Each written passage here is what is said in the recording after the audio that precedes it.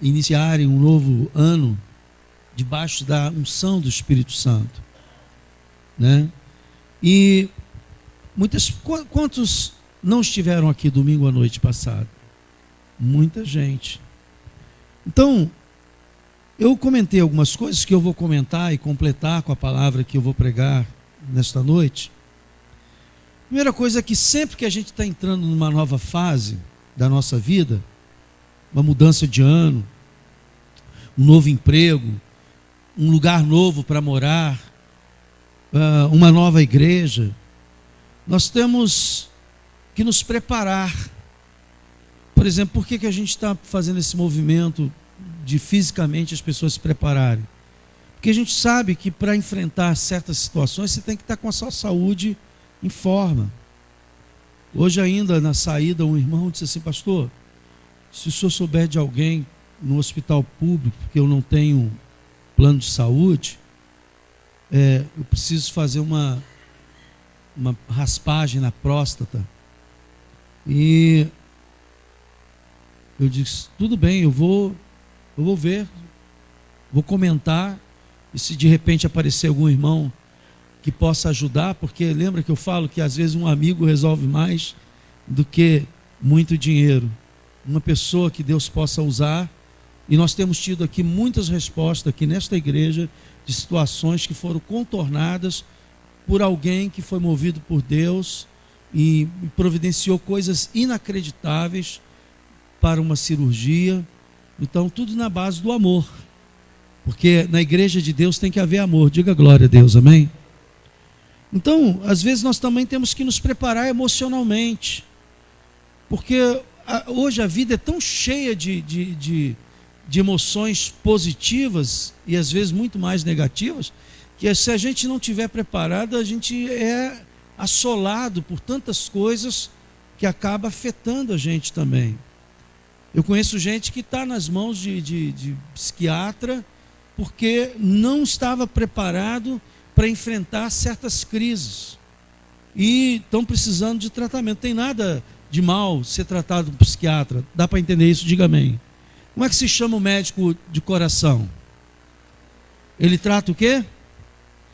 O médico de ossos, ele trata o quê? Então, o que eu estou tentando dizer é que o psiquiatra, nós temos um preconceito muito grande, mas o psiquiatra é um médico que cuida da cabeça, irmãos. E às vezes a nossa caixinha está fora do lugar, a nossa gavetinha está fora. E você precisa de ajuda. Diga: eu preciso de ajuda. Se eu precisar, eu faço isso sem nenhum problema. Se eu ver que o desequilíbrio chega na minha vida, porventura, nunca aconteceu, mas eu sou capaz de dizer: não, eu vou procurar ajuda. Amém? Então, às vezes a pessoa não está preparada para enfrentar, mas eu quero lembrar você que quando você busca o Espírito Santo, ele te dá uma fortaleza incrível. Você imagina, irmãos, eu quero que você agora entenda a posição de um pastor. Nós temos para mais de 200 membros aqui na igreja. Preste bem atenção. E a gente atende as pessoas no gabinete pastoral, aconselha, orienta. E todos os dias, todo santo dia, chega problema de todos os tipos que você possa imaginar. E a gente tem que aconselhar, orar com a pessoa, orientar. Você imagina que se eu não tivesse um revestimento, a minha esposa, os pastores daqui, não tivesse um revestimento do Espírito Santo para suportar isso, como é que seria arrastado por esse problema? Porque nós, obviamente, sentimos o que as pessoas sentem. Então, o poder do Espírito Santo, ele te dá condições para você suportar e enfrentar situações. Ele te dá uma blindagem. Por isso que a Bíblia diz assim, que quando a igreja começou, eles queriam logo sair para pregar. E Jesus disse: não, fiquem aqui, até que do alto sejais revestido de poder. Está em Atos capítulo 1, e depois no capítulo 2 vem a descida do Espírito Santo. E esse povo é revestido de poder. Nós temos o Espírito Santo. Quando você aceita Jesus, você passa a ser morada do Espírito Santo. Entende isso? Diga amém. Só que às vezes você não é revestido. Esse revestido quer dizer, é uma busca maior que você vai estar com ele por dentro e revestido por fora. Então, quando a gente faz uma unção com óleo, é buscando que você seja revestido no poder do Espírito Santo, para enfrentar essa nova fase, esse novo ano que começa. E você precisa estar revestido emocionalmente e espiritualmente também. Todas as vezes que a Bíblia mostra um evento novo, Deus instrui o povo a fazer uma renovação. Eu dei alguns exemplos aqui e citei a saída do povo de Israel do Egito. Naquela noite, na noite da última praga, quando era a praga da morte dos primogênitos, dos animais, dos primogênitos humanos, Deus manda eles fazerem um ato que é preparar a Páscoa. Então a Páscoa judaica comemora justamente a saída do Egito, e naquela noite o anjo da morte iria passar, e todas as casas que não tivessem cumprido aquele ritual, que era de matar um cordeiro, de pegar o sangue, colocar nos umbrais da porta, na porta, e comer tudo, e depois que sobrasse, queimasse, o anjo passaria, veria o sinal do sangue e não entraria naquela casa. Os egípcios não acreditavam em Jeová, não acreditavam em Deus, e todas as casas dos egípcios teve morte de animais primogênitos, morte das crianças, foi um horror. Isso fez com que o faraó, o rei egípcio, liberasse o povo de Israel. Então, foi um momento em que teve uma preparação, uma unção, né, ali, que foi a representatividade da morte de Jesus na cruz. Era uma figura da morte de Jesus na cruz, quando ele derramou o seu sangue, e que sangue saiu da sua cabeça pela coroa, sangue saiu pelos cravos da mão, e o sangue saiu pelo lado, na frente, pela lança que foi enfiada nele. Também falei sobre outros momentos que Deus sempre tem uma preparação para uma nova fase.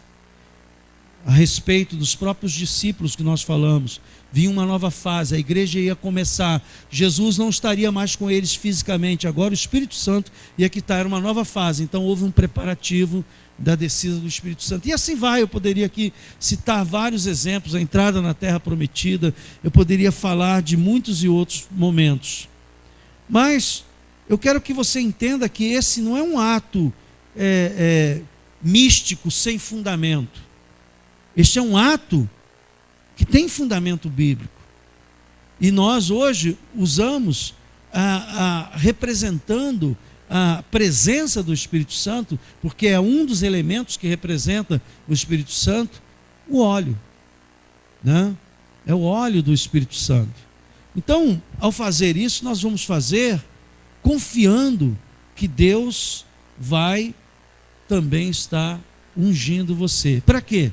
Para enfrentar esse ano. E eu queria fazer isso logo de cara agora, nesse momento, porque depois eu vou ministrar a palavra que eu tenho que falar sobre oração. Então eu quero convidar o pastor Isael, pastora Andréia, para virem aqui, e vocês que não foram ungidos, esta noite serão ungidos para a glória de Deus. Amém? Então, vamos fazer isto agora. Eu vou pedir que coloque aquela música que nós temos visto sobre sangue na porta, bem suave. Isso. E toda a igreja fica em espírito de oração. Amém? Se quiser, pode apagar a luz. E se você quiser cantando enquanto eles vão ungindo, você ir cantando conosco essa canção que fala justamente do sangue na porta, que é um simbolismo da proteção de Deus. Aleluia. Se puder botar a letra, eu agradeço. Amém.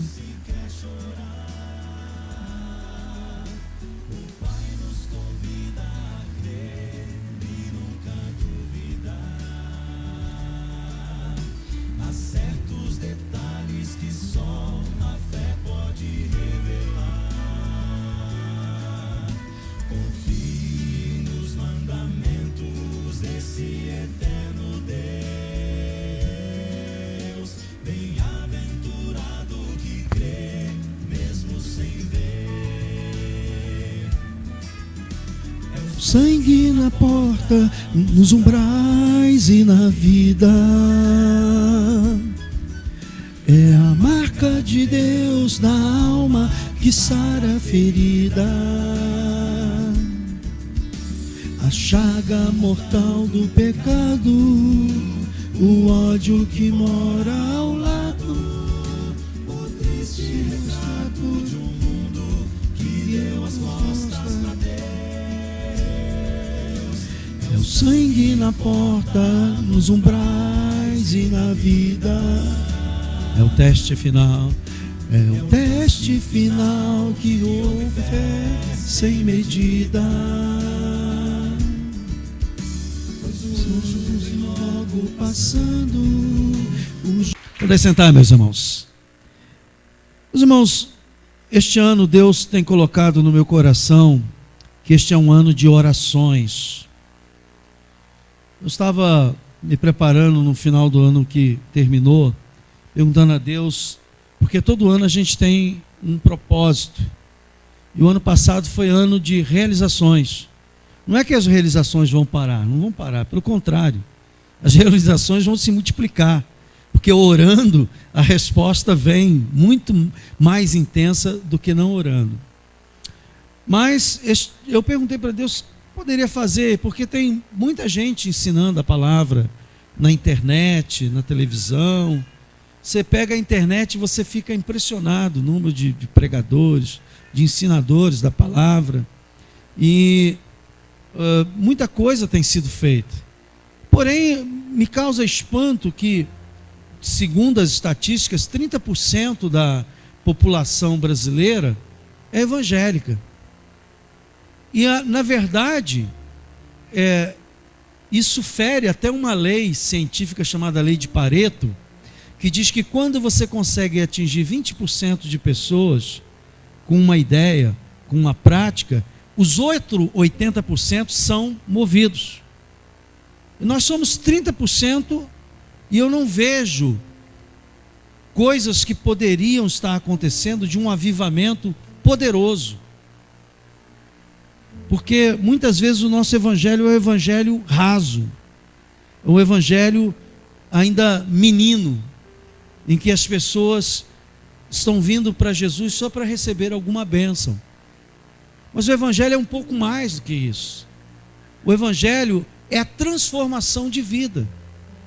E muitas pessoas não entendem que se o evangelho não transformar a vida da pessoa, o principal do evangelho é afetado. Porque Jesus veio trazer vida, veio trazer nova vida, e essa nova vida é uma vida que começa com preparando para a vida eterna.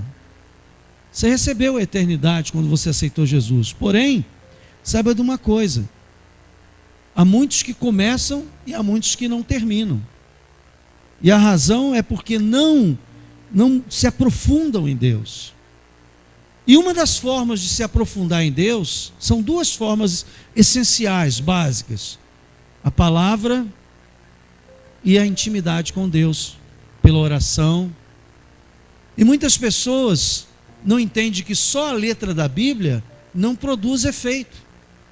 A Bíblia diz que a letra mata, mas o Espírito vivifica. Então você tem que fazer uma química de pegar conhecimento da palavra juntamente com vida de intimidade com Deus, com o Espírito Santo, e isso fazer essa química que vai fazer você crescer, aprofundar em Deus. E quando Deus me falou isso, Ele disse o seguinte: tem muito pouca gente orando. Os evangélicos falam muito de oração, mas não oram quanto deveriam.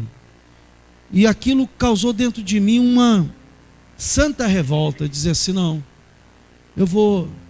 se Deus está falando comigo sobre oração, é porque Ele quer que eu ore. E eu tomei a decisão, onde está escrito lá na frente da igreja, esse ano, no painel, onde está o nome da igreja. O nome da igreja vai estar num lugar ao lado, discreto, mas na parte do meio principal vai estar assim: oração da madrugada. Nós vamos, a partir do dia 3 de fevereiro, começar a fazer orações de madrugada. Que hora, pastor? De 5 às 6 da manhã e de 6 às 7 da manhã. E nós estamos formando as equipes que vão estar orando.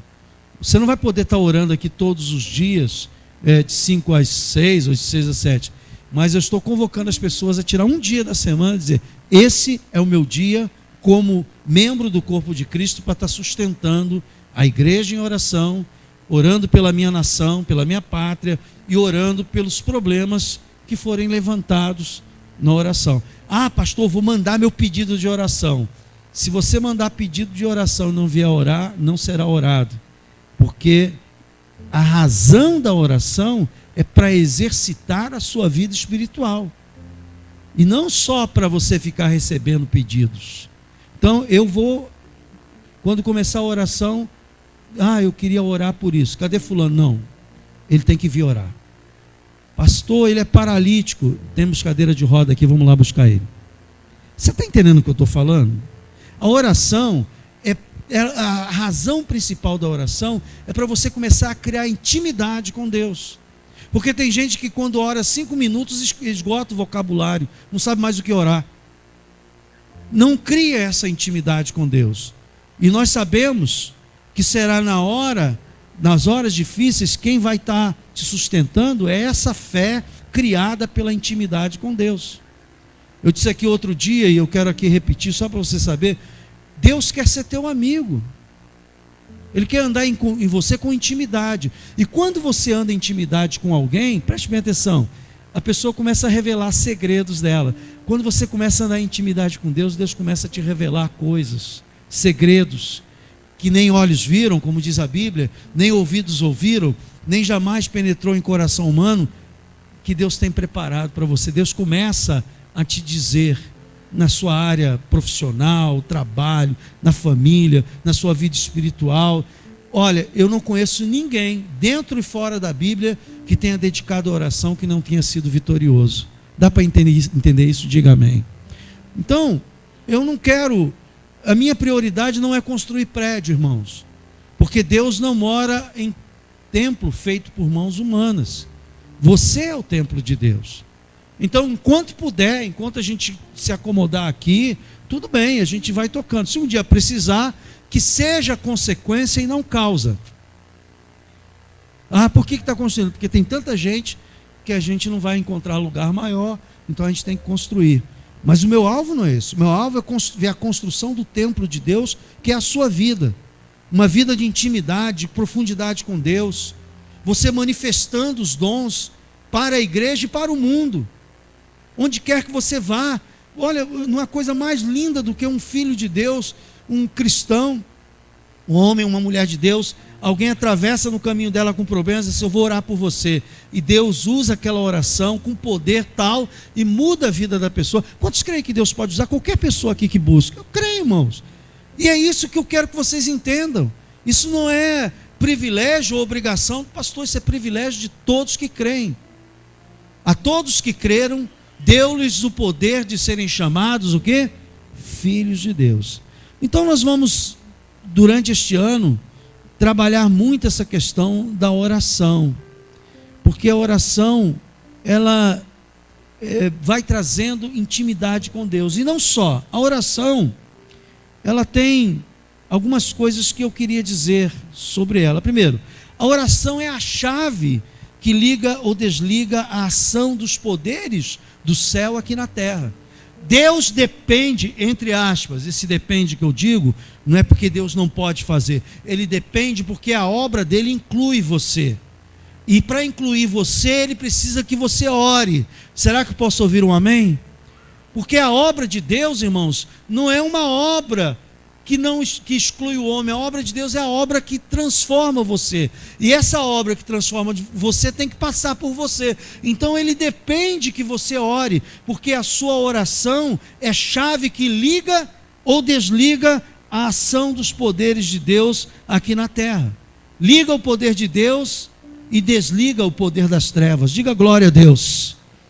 A oração também, ela tem um efeito poderoso, porque é o acesso a Todo-Poderoso. A gente cantou aqui no período de louvor ainda agora que o Senhor é meu amigo. eu digo uma coisa para você: não há coisa melhor de ser amigo de quem manda, de quem pode, que tem todo o poder. E Jesus disse: eu não quero vos chamar de servo, disse aos seus discípulos: não vos chamo mais de servo, vos chamo de amigo. E ele quer ter esse tipo de intimidade, a ponto que ele diz assim como eu e o Pai somos um, que nós sejamos também um, em unidade. A Bíblia fala sobre a mente de Cristo. Eu orei agora, ungi aqui, falando que você tem a mente. Deus quer que nós tenhamos tamanha intimidade, que a gente comece a conhecer os pensamentos dele, amém? Que ele vai nos revelando. Então, a oração é acesso ao Todo-Poderoso. A oração é que faz nascer dentro de nós a força necessária para usarmos a armadura de Deus. Às vezes nós sabemos que nós temos que ter fé, às vezes nós sabemos que temos que ter na mente sempre que no final de tudo nós vamos para o céu, que é a certeza da salvação, amém? Nós temos também na Bíblia que nós temos que andar pelo Evangelho, anunciando o Evangelho, calçando o Evangelho da paz. A gente sabe que tem a couraça da justiça, que Jesus é a nossa justiça. Quantos crentes estão deprimidos, se autoacusando, porque não assume para si a couraça da justiça, porque Jesus levou sobre si todas as nossas dores, o castigo que nos traz a paz estava sobre ele, e pelas suas pisaduras fomos sarados. Não assume. A armadura de Deus está ali. Ele olha a armadura, ele olha a espada do Espírito, que é a palavra de Deus. Às vezes o Salmo 91 fica amarelinho lá em cima da prateleira, e a pessoa não lê a Bíblia, e com a espada lá inútil, porque Deus quer te revelar essa palavra no teu interior. Às vezes a pessoa está sendo atacada, e ela, em vez de usar o escudo da fé, ela fica desesperada. Ai, meu Deus, usa o escudo da fé, usa o escudo, crê que tudo é possível que crê. Crê que se você resistir na fé, aquele mal vai embora. Diga glória a Deus, irmãos. Mas por que a pessoa não tem a força para assumir essa armadura de Deus? Por uma simples razão: ela não ora. Porque é a oração que gera essa fé, essa coragem, esse ânimo para assumir as armas poderosas que Deus já nos deu para agir. A oração não trata apenas de um ritual que você faz, que pode ser ou não ser aceito. Tem gente que faz da oração um jogo de loteria. Vou lá, pastor, ungir, eu vou lá. Se não fizer bem, mal também não faz. Nem venha, fica aí sentado, porque não vai acontecer nada. Porque você tem que crer, não em mim, mas crer na palavra que diz que a oração da fé cura o enfermo, que a unção com óleo, ela também cura, ela liberta. Irmãos, eu poderia falar tanta coisa aqui sobre milagres que acontece, que você nem imagina. Mas eu só queria que você entendesse: a oração não trata apenas de um ritual. Às vezes nós fazemos da oração ritual, como vai orar para comer, né? Quem é que não faz isso? Senhor, muito obrigado pelo pão, amém. Outro dia alguém disse assim: Senhor, tu sabes, amém. E eu fiquei olhando assim, eu disse assim: essa foi a mais ligeira que eu já vi. São orações pro forma, orações religiosas. Mas quando você começa a orar e entender essa profundidade, a gemer na presença de Deus, a perceber as palavras que o Espírito Santo começa a te dar, quer pelas línguas estranhas que você fala, quer pela memória que ele traz na sua memória, a palavra, a necessidade de oração sobre um tema, sobre uma pessoa.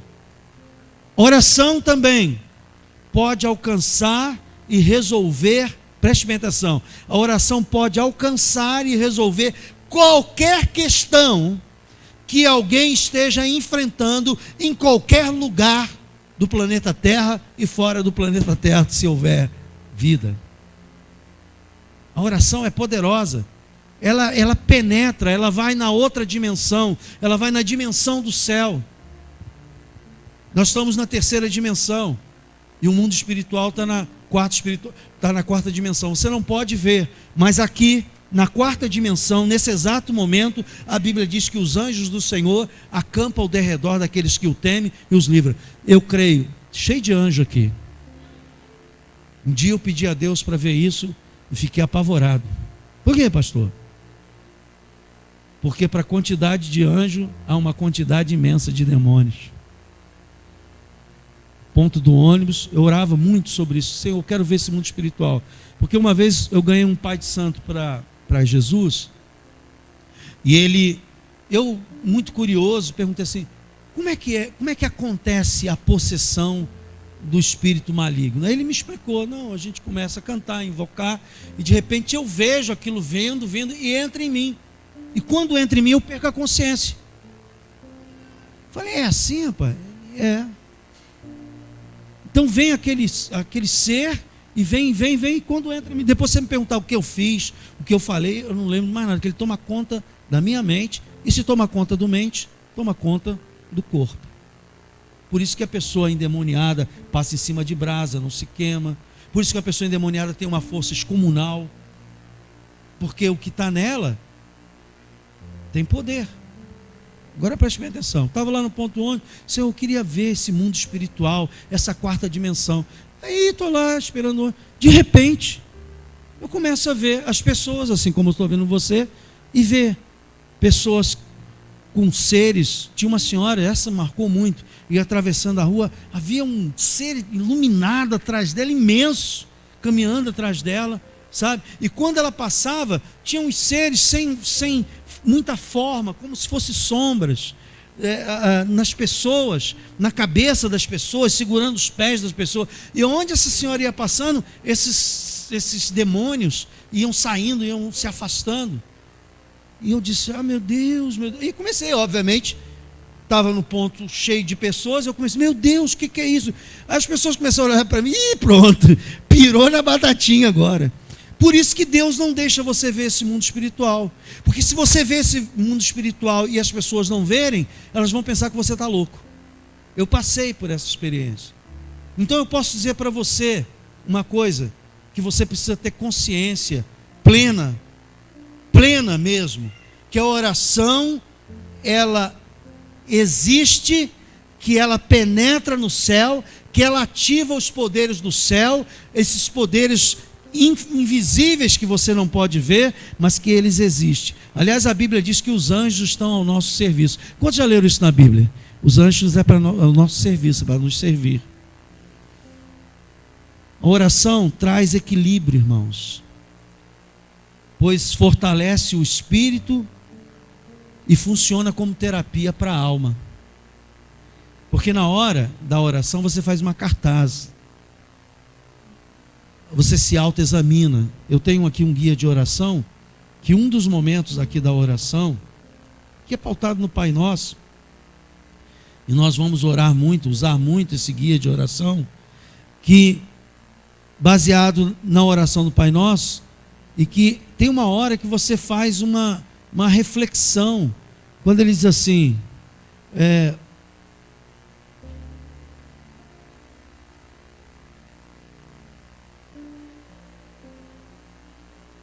perdoa as nossas dívidas, assim como nós temos perdoado os nossos devedores. Na hora que você fala isso, aqui, né, nesse guia de oração, que é apenas para lembrar você, né, você começa a confessar os seus pecados a Deus, pedir perdão, procurar lembrar de pessoas contra as quais você guarda alguma ofensa, ressentimento, você perdoar de coração, libertar os devedores, no sentido de que aquela pessoa te fez mal e você está carregando ela dentro de você, não curtir ofensa, esquecer, pedir a Deus um coração puro, isso tudo dentro da oração. Sabe o que isso vai fazendo na sua alma? Vai equilibrando a sua alma. A sua alma vai ficando mais leve, mais purificada pela oração. Porque você começa a entender que você não pode ter a mesma mente que as pessoas do mundo, olho por olho, dente de dente, vingança, vai pagar, vai ver comigo. Não, você é um ser criado por Deus. Quem está em Cristo, nova criatura é. As coisas velhas passaram, eis que tudo. Então essa nova criatura, ela não pode viver como as pessoas vivem no mundo, com mágoas e rancores, porque a oração vai purificando isso no seu coração. Se você está acordado, diga glória a Deus bem forte. Amém? A oração significa esperança. Quem ora tem esperança. A oração significa ajuda. Quem ora tem certeza que a ajuda do céu virá. Quem ora tem alívio. É outra coisa que você sabe, quando você ora, você coloca diante de Deus os seus pecados, suas petições, os seus traumas, e Deus vem e toca. O Espírito Santo é o consolador, ele vem e te consola, ele vem e fala contigo, ele renova. Então a oração vai produzindo um crente realmente segundo a imagem de Cristo. A oração traz alívio e traz poder. Você sai empoderado quando você sai da oração, diz assim: não, estou sozinho não, Deus está comigo, a palavra me garante e o Espírito Santo confirma, então eu vou vencer.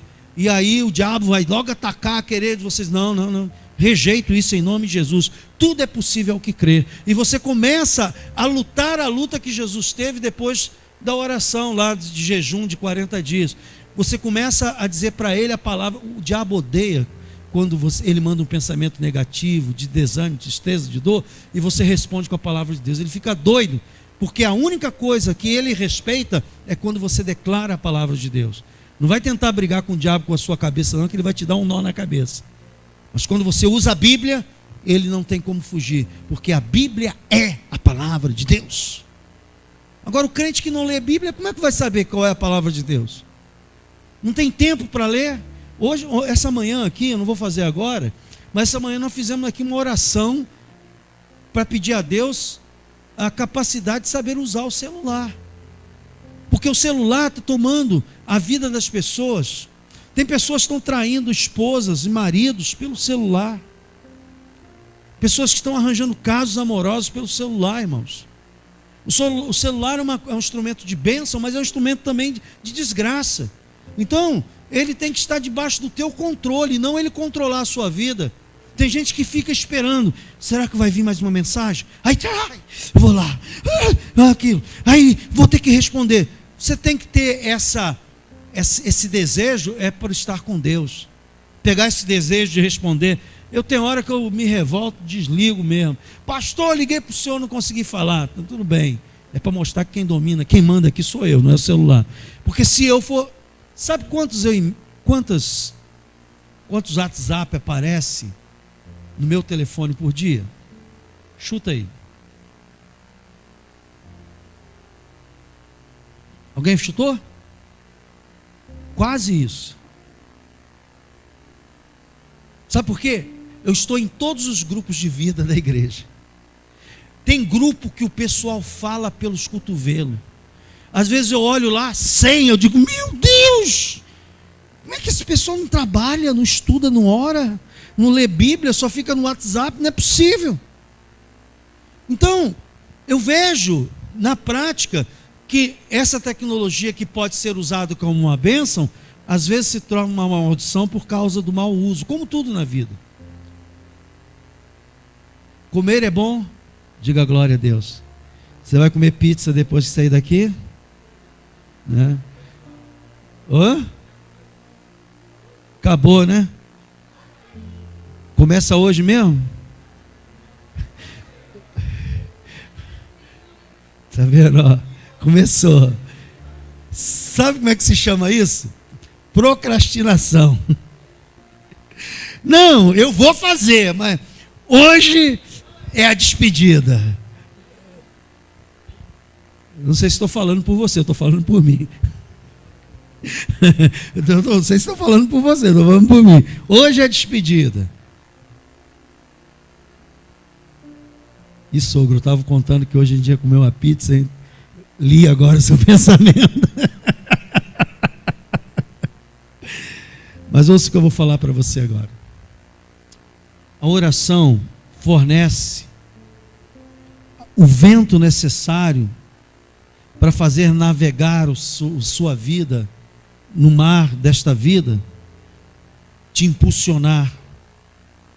A oração é essa chave invisível para sucesso de cada ministério. Pastor, eu tenho um ministério na igreja. Você quer ter sucesso no ministério? Escuta o que eu vou falar. Vai orar. Deus dentro do teu ministério vai encher. Você que dirige louvor, você que canta no louvor, Deus vai te dar unção, a sua unção vai aumentar quanto mais você orar. Você que é líder de um grupo de vida, você que auxilia no grupo de vida, você que tem outros ministérios, eu poderia aqui falar N ministérios, saiba de uma coisa, seu ministério vai se enriquecer de uma forma maravilhosa, porque a oração vai te dando força, coragem, ânimo, para fazer aquilo que você não tinha coragem de fazer. Irmãos, a oração traz alinhamento entre o que Deus pensa e o que Deus quer com aquilo que você está fazendo. Tem gente que está fazendo uma porção de coisas, mas fora da vontade de Deus. Vou aqui repetir. Tem muita gente que quer fazer as coisas de Deus, mas sem saber se aquilo é a vontade de Deus. É possível fazer a obra de Deus sem Deus? É.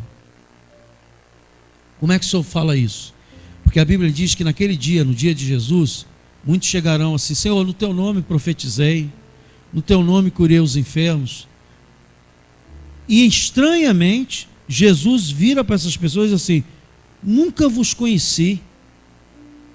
E ele trabalhava para Jesus e Jesus não conhecia ele por uma simples razão: o conhecimento de Jesus não vem pelo trabalho que você faz para ele, mas vem pela intimidade que você tem com Deus. Ouça bem, quem vive em oração peca menos. E uma das coisas que tem derrubado muitos crentes é o pecado. Ele não ora, não se abastece da presença de Deus e fica fragilizado na hora da tentação e cai. E aí nunca cresce, porque aí o diabo também entra e começa a acusar. Você fez isso, você fez aquilo, você fez aquilo. E acaba que muitas pessoas ficam pela metade do caminho. Você lembra da parábola do semeador? Que saiu a semear, que a semente caiu no caminho, que caiu no terreno pedregoso, no terreno com espinho e tal. Se você não preparar o terreno, a semente vai cair e ela não vai sobreviver, porque você está tão cheio de problemas quando está no espinho. Você recebe a palavra tão superficialmente. Tem pessoas, eu tenho certeza, eu não vou fazer isso que eu não quero causar uma crise em você, mas eu tenho certeza que quando eu acabar de pregar ali, eu for ali para a porta e perguntar assim: diga para mim o que eu preguei. Tem gente que vai ficar olhando para minha cara assim e dizer: peraí, eu sei. Tá, eu fico esperando até semana que vem você olhar na televisão e anotar tudo de novo. Sabe por quê? Às vezes está fazendo da vinda à igreja apenas um ato religioso, mas não um ato de aprofundamento em Deus. Será que eu posso ouvir um amém sobre isso, irmãos? Isso é verdade. Então, a oração é que vai começar a trazer esse alinhamento com Deus. Tem muita gente que se diz cristã totalmente desconectada do que Deus pensa e quer. Você não consegue viver a vida de Deus da sua maneira, e é da maneira dele. Eu falei aqui que tem um tipo de crente que eu criei o nome, crente pipa voada.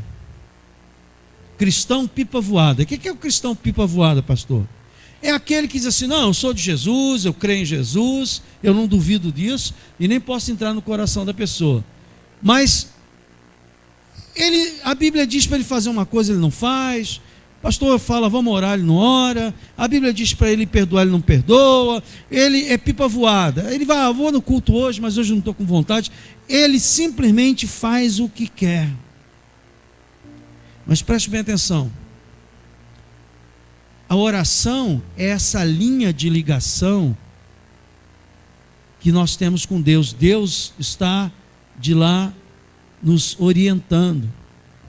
Porque muitas vezes, quando bate um vento muito forte, se você não tiver alguém que saiba controlar aquela pipa, ela estanca, muitas vezes vai embora, ou se no caso ela for solta, aí que ela vai embora direto. O que tem de pessoas desigrejadas, como dizem por aí, são pessoas que estão incluídas nessa qualidade. Pipa voada.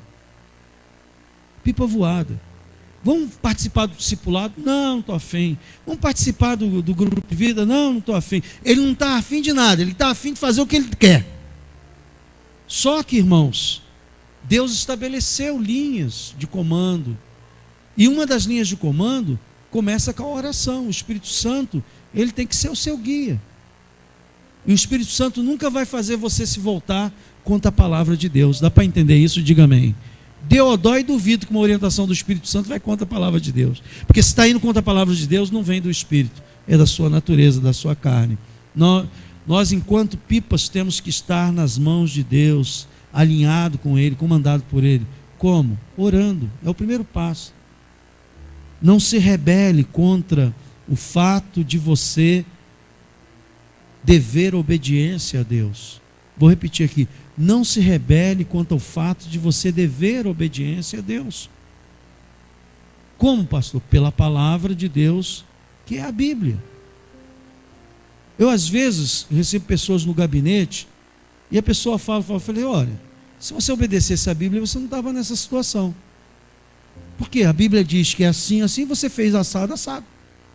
E agora você está colhendo frutos dessa desobediência.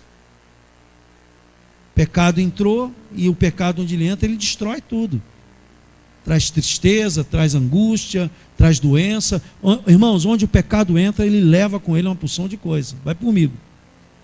Então, o sucesso que você espera com algum propósito, em algum projeto, em algum sonho, em alguma realização que você tem no seu coração, dependerá dessa ligação com Deus, da oração.